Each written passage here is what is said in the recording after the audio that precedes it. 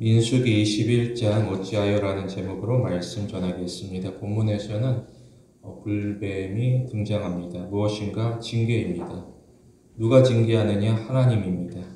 징계하는 대상이 누구냐? 의회입니다. 이방인이 아니라 이스라엘입니다. 왜 그러하느냐? 하나님이 이스라엘을 택하였지만 이스라엘은 하나님 앞에서 원망하고 있습니다. 신자는 하나님을 향하여 원망하지 않습니다. 과연 누가 원망하느냐? 누군가 하나님을 인정하지 않습니다. 나아가 하나님을 대적하게 됩니다. 그러면 그는 반드시 원망하게 됩니다. 성경에 보면 원망하는 악한 회중이라고 표현하기도 합니다. 신자는 두려운 마음으로 하나님을 섬겨야 됩니다. 왜 그러하느냐? 하나님이 모든 것을 보고 계시고 또한 하나님이 모든 것을 듣고 계십니다. 이처럼 하나님은 신자에게 무한한 관심을 가지고 있습니다. 야고보서에 보면 형제들아 서로 원망하지 말라. 그리하여야 심판을 면하리라. 보라 심판주가 문 밖에 서 계시다라고 알리고 있습니다. 서로 원망하지 아니할 것 심판을 면하기 위하여서 바로 심판주가 문 밖에 서 계신다라는 것은 신자로 하여금 경각심을 가지게 됩니다. 신자는 선택하게 됩니다. 신자는 선택을 피할 수가 없습니다. 무엇인가? 바로 변화입니다.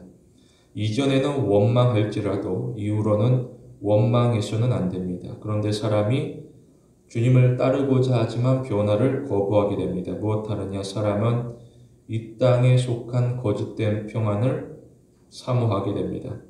그래서 이스라엘이 어떠하느냐? 이스라엘은 광야가 싫어서 다시금 애굽으로 돌아가고자 합니다. 그들은 애굽에 대하여서 그리운 마음을 감출 수가 없습니다. 이처럼 교인이 변화되지 아니하면 도태되어지게 되고 쇠퇴할 수밖에 없습니다. 이스라엘의 하루하루를 살펴보게 됩니다. 무엇하느냐? 그들은 하루 종일 불만으로 가득하게 됩니다. 그들이 가지고 있는 불만이라는 것은 끝이 없습니다. 그래서 이스라엘은 많은 시간 가운데 원망하며 허비하게 됩니다. 이에 대하여서 하나님께서 안타까워하시게 됩니다. 무엇하느냐? 바로 징계하시게 됩니다. 이게 무슨 뜻인가? 하나님께서는 징계를 통하여서 신자를 깨웁니다. 이를 통하여서 하나님은 신자에게 정신을 차리라고 재촉하고 있습니다. 그런데 누구는 징계가 싫습니다. 겁이 나게 됩니다. 무엇하느냐? 도망가고자 합니다. 특히 하나님에게서 멀리 달아나고자 합니다. 어떠하느냐? 그는 길을 잃고 헤매게 됩니다. 오히려 더욱 고생하게 됩니다. 요나를 살펴보게 되는데 무엇하느냐? 요나는 하나님의 말씀을 받게 됩니다. 그래서 요나가 니느웨로 가느냐? 그렇지 않았습니다. 그는 오히려 니느웨가 아니라 다시스로 가고자 하게 됩니다. 이게 무슨 뜻인가? 형식주의 신앙을 뜻하고 있습니다. 요나는 하나님 중심의 신앙이 아니라 요나는 자기 중심의 신앙을 가지게 됩니다. 따라서 요나는 내가 나의 길을 결정하겠다라고 주장하고 있습니다. 그런데 그 앞에 풍랑이 가로막게 됩니다. 길은 완전히 막히게 됩니다. 그럼에도 불구하고 요나는 자신의 길을 고집하게 됩니다. 그러자 물속에 빠지게 되고 물고기 뱃속에 갇히게 됩니다. 그 앞에 길이라는 것은 완벽하게 막히게 됩니다. 그런데 그 순간에서도 하나님께서는 함께 하셨고 요나의 결정을 기다리시게 됩니다. 우리는 신앙으로 결단하게 됩니다. 특별히 우리는 징계 중에서도 하나님을 더욱 경외할 것을 결단하게 됩니다. 하나님이 어떠하느냐? 하나님은 사람을 사망의 길로 인도하시지 않습니다. 풍랑 가운데 물고기 뱃속 가운데 우리를 사망의 길로 인도하시는 것이 아닙니다. 오히려 하나님은 우리를 생명의 길로 인도하시게 됩니다. 그게 바로 사명의 길이 되어지게 됩니다. 모두가 니느웨를 꺼릴지라도 사명자라고 하게 되면 하나님께서 정하신 바 앞으로 나서야 될 것입니다. 우리는 나의 틀 안에 하나님을 가두어서는 안 됩니다. 오히려 우리는 하나님을 인정하고 또한 하나님만을 섬겨야 됩니다. 하나님이 어떠하느냐? 하나님은 우리의 생각을 뛰어넘어 완전하시고 의로우시게 됩니다. 따라서 우리는 전능하신 하나님에게 전적으로 의존해야 합니다. 우리는 하나님이 택하신 신자로서 이 땅에서 긍지를 가지게 됩니다. 우리는 날마다 내가 원하는 삶이 아니라 하나님이 인도하는 삶을 소망하게 됩니다. 본문에서 두 가지로 봅니다. 첫째로 신자는 길을 잃지 아니하게 됩니다. 본문에 보면 징계의 목적이 설명하고 있습니다. 무엇인가 징계의 목적은 보호입니다. 어떠하느냐? 하나님은 신자를 보호하기 위하여 징계하게 됩니다. 왜 이스라엘이 원망하는 것이냐? 그들이 조급하기 때문입니다. 무엇인가 광야는 힘이 듭니다. 몸과 마음이 지쳐 무너지게 됩니다. 그래서 이 거친 광야 생활을 하루빨리 끝내고자 합니다. 그 방법이라는 것이 무엇인가 간단합니다. 가나안 땅에 들어가면 끝이 되고 광야 생활은 추억으로 남게 됩니다. 그래서 그들은 부지런히 지름길을 찾아 나섭니다. 어느 정도 어디냐? 바로 왕의 대로라고 불리는 길이었습니다. 이 길은 에돔에 속하게 됩니다. 그래서 이스라엘은 에돔에 부탁하게 되는데 간절하게 요청합니다. 그런데 에돔은 이스라엘의 부탁을 단호하게 거절합니다. 그렇지만 이스라엘은 포기하지 아니하고 다시 부탁하는 것은 그만큼 그들의 상황이 절실하기 때문입니다. 그런데 에돔은 완악하여서 군대를 동원하게 되고 그 앞길을 완벽하게 막아서게 됩니다. 어떻게 하느냐? 이스라엘은 포기하게 되고 먼 길로 돌아서 우회하게 됩니다. 왜 이스라엘이 물러서는 것이냐? 에돔의 군대가 강해서 그런 건가? 아니면 이스라엘이 약하여서 두려워 떨므로 물러서는 것인가? 이것은 모두 아닙니다. 하나님께서 명령하셨기 때문입니다. 하나님께서 명령하심으로 그들은 우회하게 됩니다. 과연 뭐라고 명령하셨느냐? 하나님은 에돔과 절대로 싸우지 말라라고 이야기하십니다. 왜 그러하느냐? 에돔은 에서의 후손이기 때문에, 형제 관계이기 때문에 하나님은 에돔과의 전쟁은 피하라고 이야기하십니다. 그래서 이스라엘이 순종하지만 그 마음의 분을 잠재울 수는 없습니다. 분을 삼키고 참지만 마음이 더욱 상하게 됩니다. 그 우회하는 길은 더욱 험하고 좁게 됩니다. 때로는 섭섭하게 됩니다. 무엇인가 왜 나만 양보하느냐라는 것입니다. 모두 다 하나님의 뜻을 쫓아서 나아간다라고 하는데 유독 왜 나만 양보하느냐? 이에 대하여서 분노하게 됩니다. 그리고 그 분노를 누구를 향하느냐? 그들은 에돔을 향하여서 분노하지 않았습니다. 오히려 그들 앞에 인도하는 지도자 모세를 향하여서 분노하게 되고 또 나아가 구름기둥 불기둥으로 이끄시는 하나님을 향하여서 불만을 토로하게 됩니다. 그리고 더 이상 이스라엘은 참지 못하고 불평하게 됩니다. 어떠하느냐? 이제껏 나는 할 만큼 하였지만 모세는 여전히 구경하고 있고 또한 하나님께서는 외면한다라는 사실에 그들은 원망하게 됩니다. 신자가 신앙 여정에서 하나님과 교제할 것입니다. 특별히 신자는 하나님의 사랑을 왜곡하지 않습니다. 하나님이 어떠하느냐? 하나님은 신자를 사랑합니다. 그래서 때로는 징계하시게 됩니다. 이게 무슨 말인가? 구약과 신약에서 설명하고 있습니다. 먼저 구약에 보게 되면 잠언에서 하나님이 사랑하는 자를 징계한다라고 알립니다. 이어서 아버지가 사랑하는 아들을 징계하는 것 같이 한다라고 알리고 있습니다. 따라서 겁내지 않습니다. 사랑하는 자에게 몰아치는 징계는 오히려 그를 살리기 위한 목적입니다. 그리고 신약에 보게 되면 히브리서에 주께서 사랑하는 자를 징계하신다라고 알립니다. 이어서 하나님이 아들과 같이 너희를 대우하시나니 어찌 아버지가 징계하지 않는 아들이 있겠느냐라고 알리고 있습니다. 돌아보게 되면 징계라는 것은 관계를 드러내고 있습니다. 바로 사랑의 증거가 되어지게 됩니다. 이게 무슨 말인가?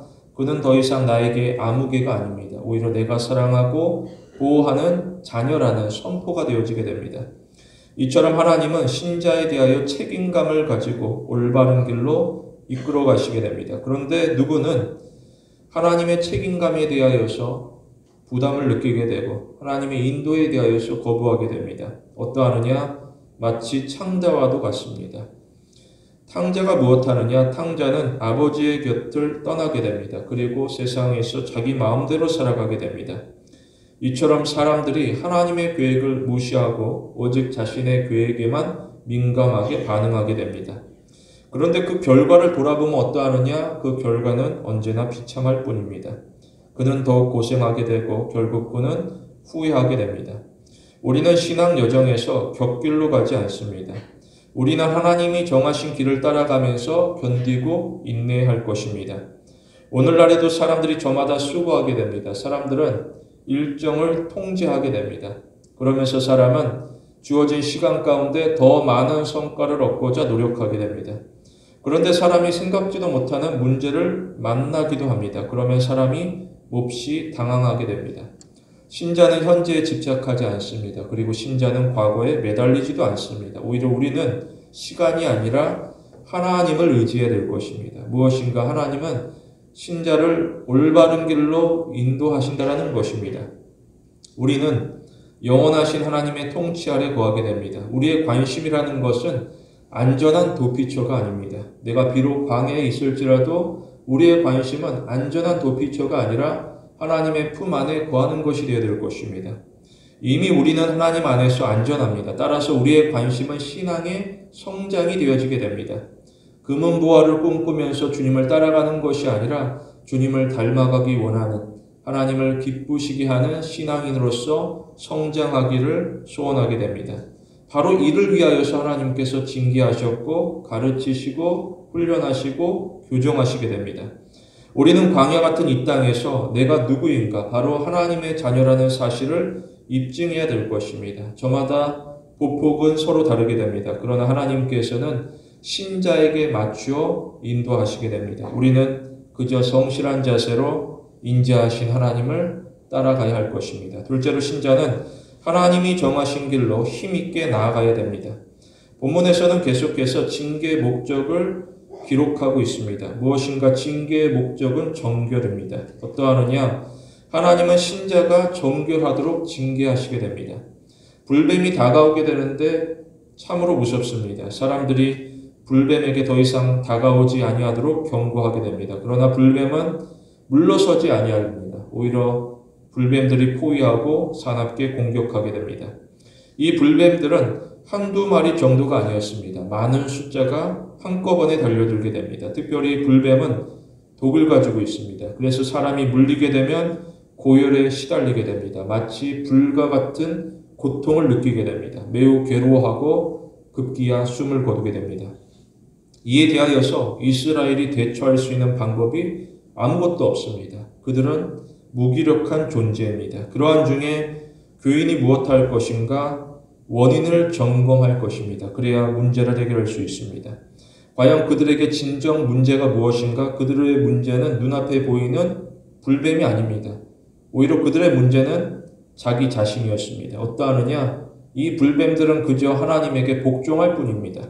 그런데 이스라엘을 돌아보면 그들은 하나님에게 복종하지 아니하며 살아가고 있습니다. 특별히 오히려 하나님을 향하여서 반역하고 있습니다. 그러자 하나님은 불뱀을 징계의 도구로 사용하시게 됩니다.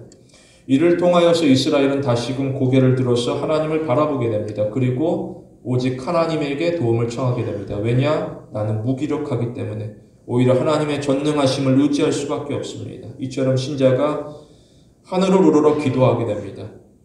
우리는 원망이 아니라 기도해야 될 것입니다. 특별히 문제 가운데 속에서도 신자는 감사합니다.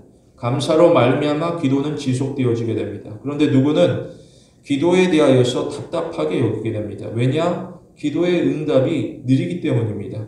사회가 어떠하느냐? 사회는 빠르게 흘러갑니다. 사람들은 치열하게 살아가고 있습니다.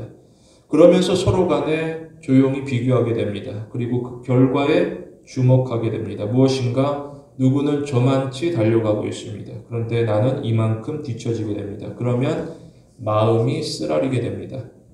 실제로 이스라엘은 가나안 땅까지 몇 주만을 예상하였습니다. 그런데 점차 이것이 길어지게 됩니다. 몇 주 정도가 아니라 몇 달, 그리고 몇 달 정도가 아니라 연도까지 나아가게 되는데 그것이 1, 2년, 3, 4년이 아니라 무려 40년에 이르게 됩니다.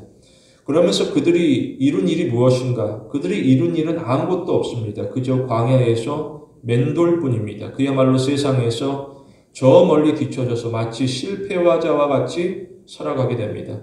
이러한 중에 이스라엘은 조바심이 생기게 됩니다. 특별히 광야가 어떠하느냐? 낮에는 덥고 밤에는 춥게 됩니다. 다시 말해 한여름과 한겨울을 하루 동안 경험하게 됩니다.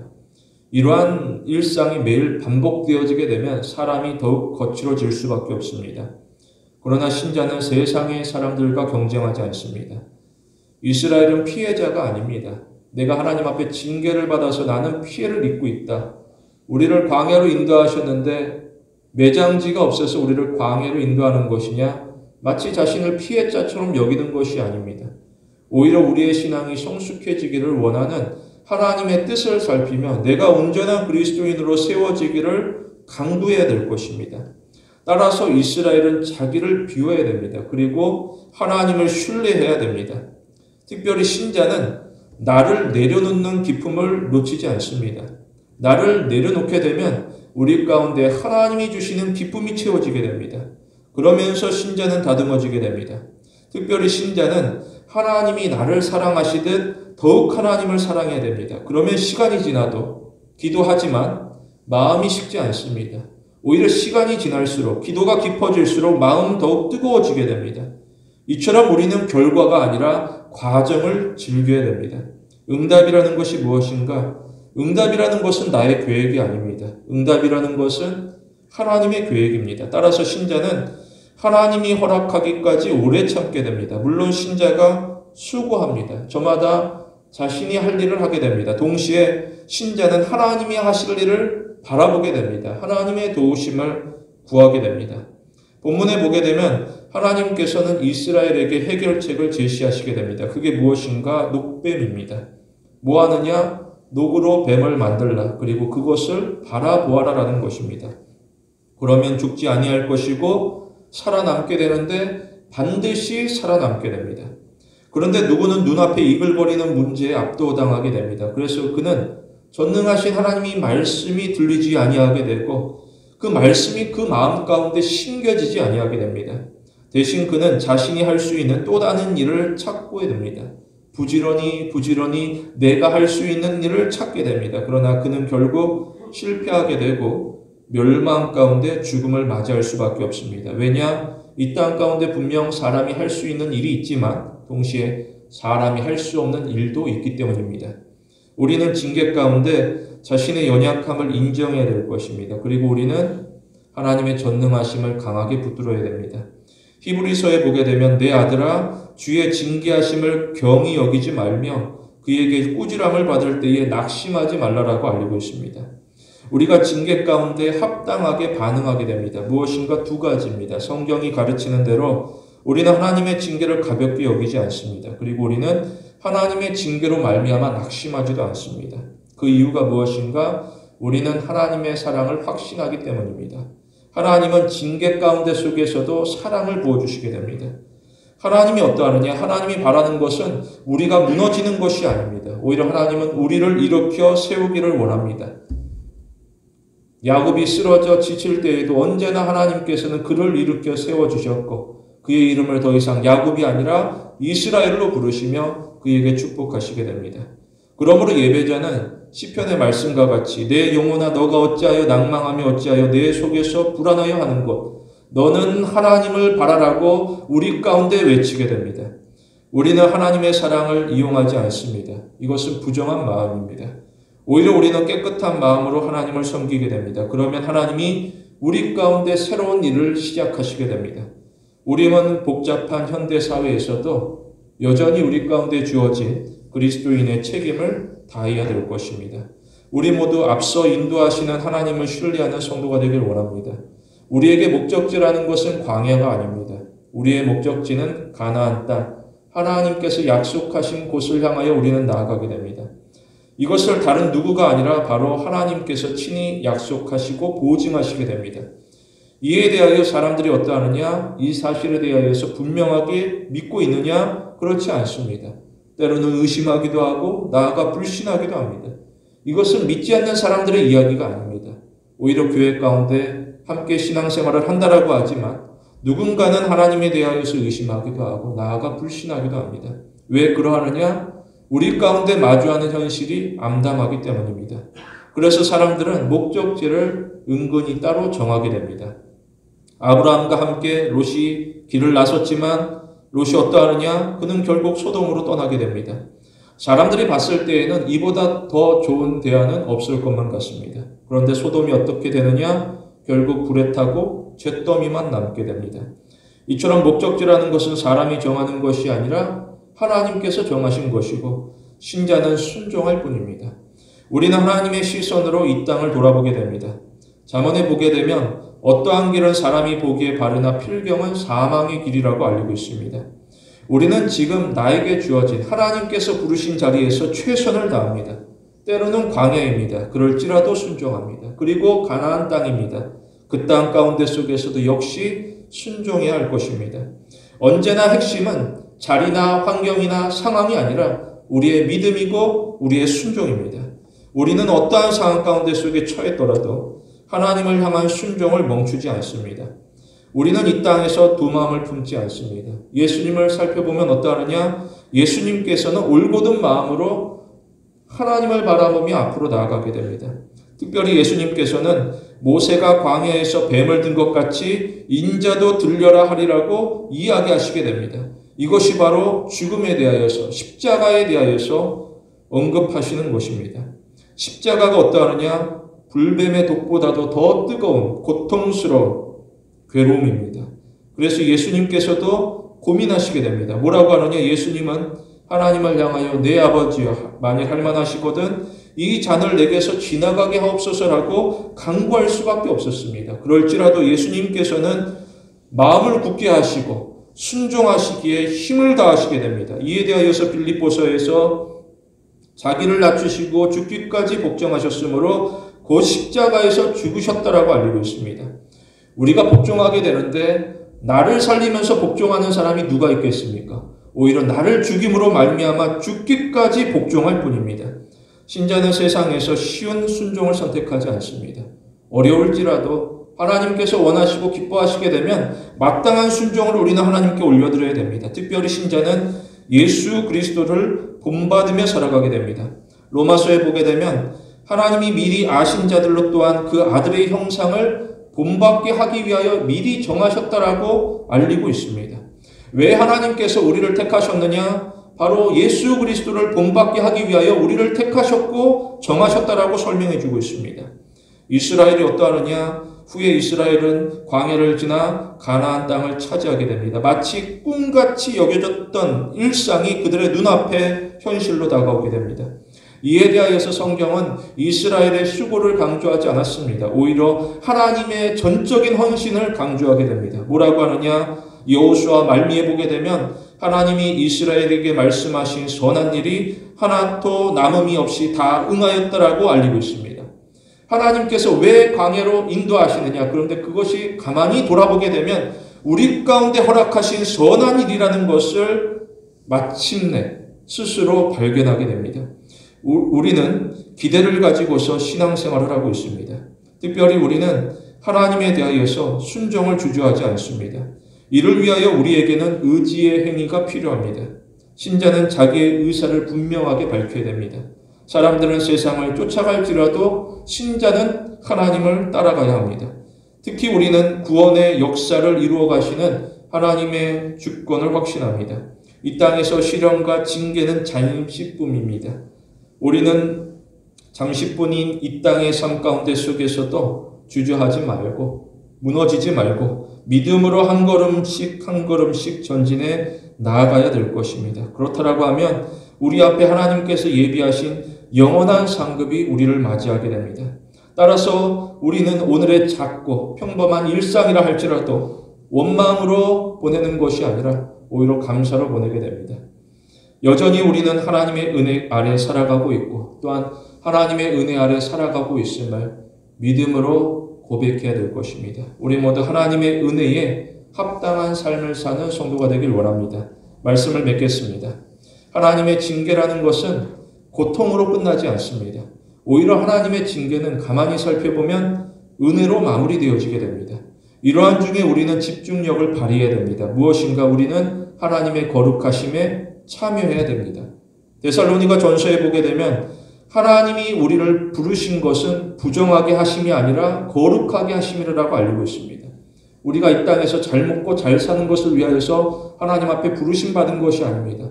때로는 힘들고 어려울지라도 하나님 앞에 신실한 믿음을 가지고서 하나님께서 원하시는 바 거룩한 백성으로 살아가고자 하는 예배자의 삶, 그러기 위하여서 하나님께서 우리를 친히 부르신 것입니다. 따라서 우리는 징계 가운데 속에서도 하나님의 선한 의도를 오해해서는 안 됩니다.